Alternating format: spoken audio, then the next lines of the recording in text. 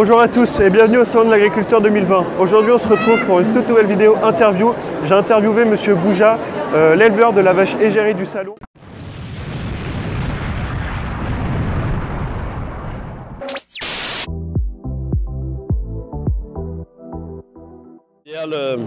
C'est une vache qui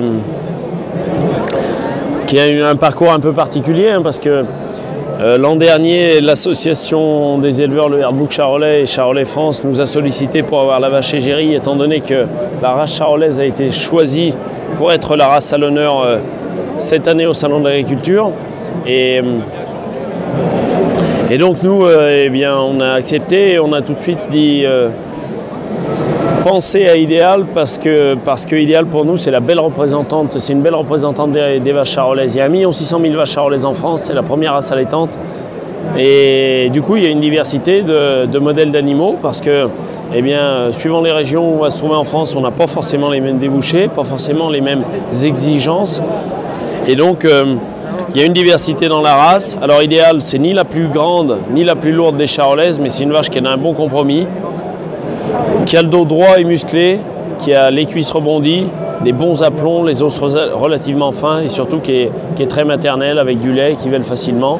Elle est accompagnée là, pendant le salon d'un très bon petit mâle, fils de Masterchef, qui s'appelle Roi des Prés et qui est né tout seul le 11 décembre dernier.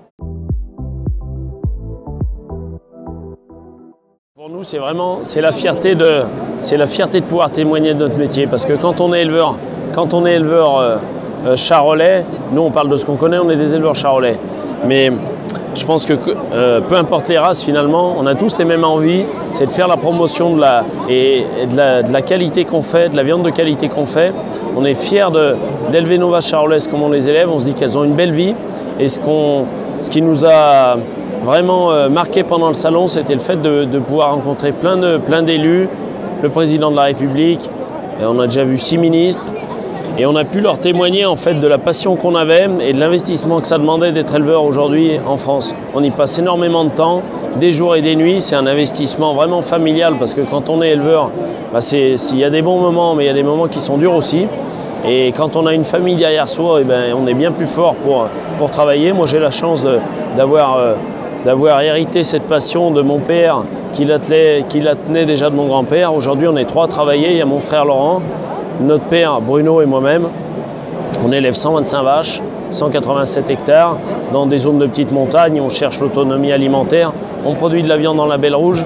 Et ce que je leur ai dit aux hommes politiques, c'est que les éleveurs français, ils ont vraiment envie de faire de la qualité, mais ils ont aussi besoin d'en vivre. Et pour qu'on en vive, et si on veut que ça dure, il faut qu'on puisse valoriser, dans notre cas, ce sera de la viande à un prix juste, en tenant compte des coûts de production.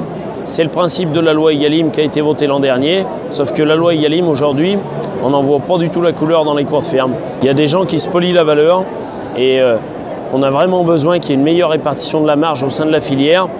Mais je pense que ça part, et c'est les grosses discussions qui doivent avoir lieu ici pendant le salon, mais on a besoin de l'aide des politiques en fait, pour faire à ce que la loi s'applique et ce que des distributeurs jusqu'aux gens qui commercent la viande et vraiment la notion que s'ils veulent que l'élevage de qualité dure en France, il faut qu'ils partagent un peu mieux le gâteau. On ne demande pas d'être riche, on demande juste de vivre de notre métier pour pouvoir élever nos enfants et pas vivre en marge de la société. Voilà, c'est ça ma conviction. L'interview est terminée, j'espère qu'elle vous aura plu. Si c'est le cas, n'hésitez pas à la partager, à vous abonner et ainsi à me dire dans les commentaires ce que vous en avez pensé. Je remercie toutes les personnes qui m'ont permis de venir à ce salon de l'International de l'Agriculture, toutes les démarches qui ont été à faire. Je vous remercie infiniment et nous on se retrouve pour une très prochaine vidéo sur AgriCoco Vidéo. Salut tout le monde!